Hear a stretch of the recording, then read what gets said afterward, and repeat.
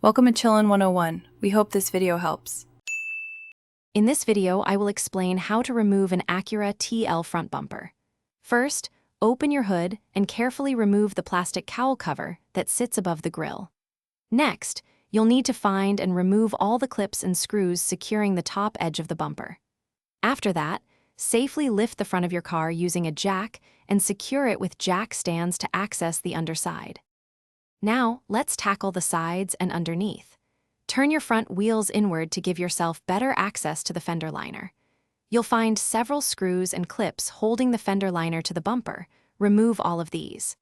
Then, get underneath the car and remove any remaining clips or 10mm bolts that secure the bumper to the undercarriage. With the top and bottom fasteners removed, it's time to release the sides. Carefully pull the bumper away from the fender edges, working your way around.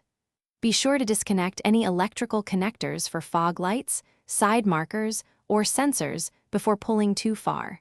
It's highly recommended to have a friend help support the bumper as you make these final disconnections to prevent damage.